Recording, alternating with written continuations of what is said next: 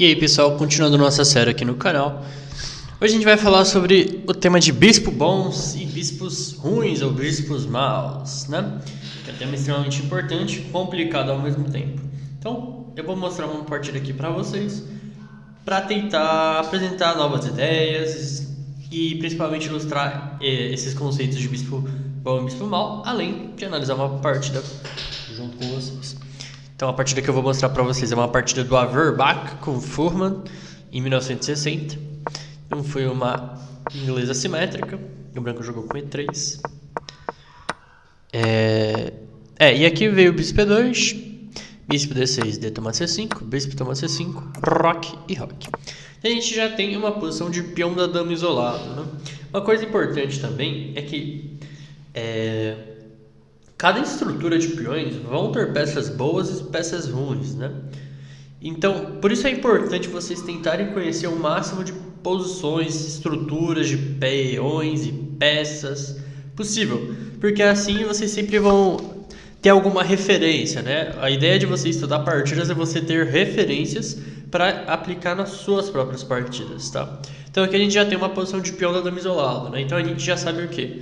Que a gente precisa bloquear esse peão, caso de D4 é importante, e tentar não levar ataque, né? E tentar ir simplificando a posição. Então aqui o Averbach jogou com B3, a ideia é pôr o bispo em B2 para controlar a casa de D4. Veio A6, cavalo A4, bispo D6, né? O bispo aqui em D6 é uma peça boa para as pretas, né? Tá atacando o peão de H2, fica ali mirando na ala do rei. Bispo B2, cavalo E4, centralizando o cavalo. Não dá para jogar dama por D5 porque leva bispo por H2 cheque. Torre C1, torre E8, cavalo C3, oferecendo simplificações. Cavalo por C3, bispo por C3. Dava para voltar o cavalo, né? Voltar o cavalo para F6. Dava para terminar o desenvolvimento com bispo P6 também, era uma ideia. Mas aqui o preto preferiu jogar com o cavalo por C3, né? Bispo toma C3. E agora veio o bispo C7. Uma das ideias desse tipo de lance é que as pretas podem querer jogar dama D6, criando estilingue, seguido de bispo G4, né? Fazendo certa pressão ali na ala do rei. O Averbach jogou dama D3, termina o desenvolvimento. Bispo E6, torre de Fd1, torre C8, dama B1. É um lance meio misterioso, mas a ideia é pôr a dama em A1 ou em B2 para trabalhar junto com o bispo aqui de C1, de C3. Veio dama E7, saindo dos temas da torre. Dama 1, mirando lá no peão de G7, e a dama também luta pelo controle da casa de D4, né? Então a casa de D4 está extremamente bem controlada pelas peças brancas aqui. Veio F6, cavalo D4, simplificando a posição. Cavalo por, bispo D6, e agora bispo F3, né? Manobrando aqui o bispo para atacar a fraqueza que é o peão de D5. Então aqui, claramente deu errado pro preto a posição de peão da dama isolado, né? Ele não conseguiu criar atividade, e agora tem uma fraqueza na estrutura, simplesmente, né? Veio torre C6, bispo B2, torre de C8, G3, dando ar pro rei, importante, e agora veio o bispo A3, né? E aqui, se a gente parar para pensar nos bispos, né, o bispo mal das pretas, né, seria o bispo de E6 aqui, porque ele tem um peão na mesma cor dele fixado, né, que é o peão de D5. E aqui eu não sei exatamente se as brancas têm uma peça ruim aqui na posição, porque o bispo em F3 martela o peão de D, e o bispo de B2 tem uma diagonal livre aqui, né?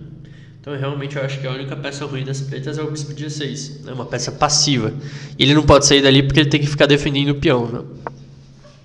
Tanto que aqui eu acho que bispo A3 pode ter sido um pequeno erro aqui, né? Porque aí veio torre toma, B toma, bispo por A3, dama toma 3, né? E uma coisa legal de vocês lembrarem é vocês lembrarem que quando vocês trocam peças, vocês têm que pensar nas peças que sobram, né? Nas peças que ficam no tabuleiro. Então aqui, claramente as pretas estão piores porque estrutura pior, tem 3 ilhas contra 2, não tem atividade e o bispo de E6 não é bom. A torre também não está ativa, né? E aqui as brancas vieram com torre D4. A ideia das brancas é jogar torre A4 aqui, né? E começar a martelar o peão de A6. Dama A5, torre A4. Dama B6, dama F1, atacando o peão de A6. Torre A8, dama D3. Bispo F7. E agora um lance importante aqui, e instrutivo ao mesmo tempo. B4. fixando os dois peões na casa branca, né?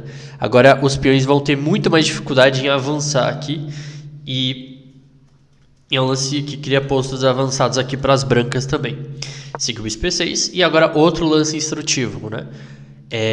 Acho que a principal peça defensiva das pretas aqui é a dama de B6, né? Ela ajuda a segurar o peão de A6, o peão de C6. Então, pensando nisso, a Averbach jogou dama D4, oferecendo uma troca de damas, né? Porque depois de dama por D4 e toma D4, todos os peões pretos aqui estão muito fracos.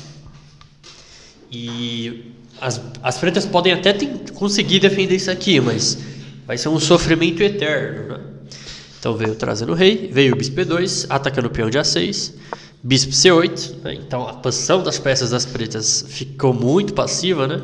A torre tá tendo que ficar defendendo o peão, o bispo de C8 tem que ficar defendendo o peão também. Veio F3 para trazer o rei para o centro, rei E7, rei F2, rei D6, torre A5, bispo B7, rei E3, rei C7, rei D2, rei B6, A3, torre 8, torre C5, bispo C8, né? Agora as pretas trouxeram o rei, né, para segurar aqui a ala da dama. Veio o bispo D7, bispo D3, atacando o peão de H, H6, A5 cheque, fixando o peão de A6 de novo, né, rei B7, e agora a torre C1. Então, qual foi a ideia das brancas aqui com toda essa manobra, né? Elas manobraram a torre para A5 para C5, para ficar fixando o peão de A6 e avançar o peão, e agora a torre pode voltar para o jogo para tentar criar mais fraquezas, né? Então aqui o peão de A6 é uma fraqueza, o peão de C6 também é uma fraqueza. O peão de B4 e o de D4 também são fraquezas, só que as pretas não conseguem atacar, por exemplo, pela coluna B, né? E o peão de D está muito longe de ser atacado. Então vem outro conceito aqui. Fraquezas são apenas fraquezas se podem ser atacadas, né? Se podem ser exploradas.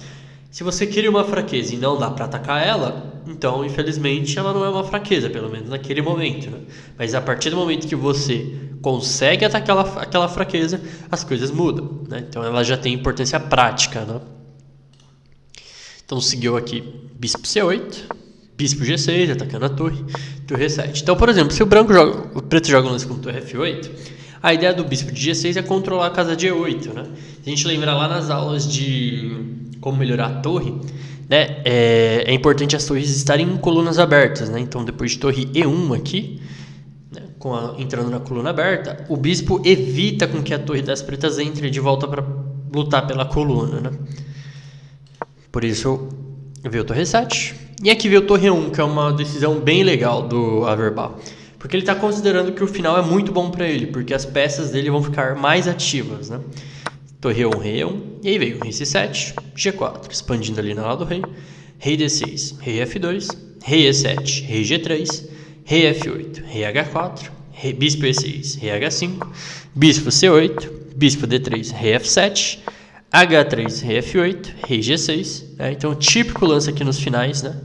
Porque a ideia das brancas é levar o rei até H7, vocês vão ver por quê. E aí ele passa a vez e entra ali em H7. Bispo F1, rei F8, rei H7. Né? E aí veio o rei F7, bispo G6 cheque, rei F8, rei H8, bispo D7, F4, bispo C8, F5, melhorando a posição até onde não der mais, né? Veio o bispo D7, bispo H5 e agora bispo C8. E aqui, aparentemente, né, por que o branco foi levar o rei lá para casa da mãe Joana, né? Não faz nenhum sentido, aparentemente, não faz nenhum sentido, né? Porque agora com o rei lá em H8 ele está trancado e não dá para atacar os peões fracos das pretas, né? E aí que veio a ideia do Averbach, né? Ele melhorou tanto a posição, mas tanto, agora que ele precisa dar um jeito de converter, né? E aí que veio a ideia dele, que é baseado em temas táticos também, né? Não, a gente não consegue parar de calcular a partida inteira, gente. Vocês precisam sempre ficar atentos aqui. E aqui, bispo E8 é a ideia, né? Que é entrega o bispo, mas aí a ala do rei das pretas cai inteirinha, né? Bom, tem que tomar, né? Porque bispo B7 vai levar bispo D7. Aqui um zug no meio da cara, né? O bispo de B7 morreu aqui, né? Porque bispo A8 pode levar ideias como bispo C8 já. que é um exemplo legal de dominação, né? O bispo de A8 está totalmente dominado pelas peças brancas, e aí vai cair o peão de A6. Então tem que tomar, rei por E8, e aí cai o peão, H5, para tentar quebrar a estrutura, né? Dá para jogar G por H5 e tentar defender, mas... Não, ganha isso aqui também, ele prefere jogar rei por F6, para manter os peões conectados, né? HG, HG, e agora rei F8, G5, rei G8, G6, rei F8, rei G5, bispo D7, F6, e agora que ele colocou todos os peões nas casas seguras, né? Veio rei F5, rei G8, G7, e depois de bispo F7, agora é só o rei das brancas ir lá do outro lado tomar os peões, porque as peças pretas têm que ficar vigiando a promoção dos peões, né? Rei E5, bispo G6, rei D6, bispo D3, rei toma C6, rei F7, rei D6, bispo F5, e depois de B5, as pretas abandonaram, porque depois dessa ruptura muito temática, tá promovendo os peões aqui, né, do outro lado. O bispo não vai conseguir segurar tudo, né? Até dá, vai, B5, A6, bispo C8, A7, bispo B7, né? O problema é que tem promoção a dama, rei por e rei E7. E F7, F8, e, bom, acabou, né? Não tem o que fazer.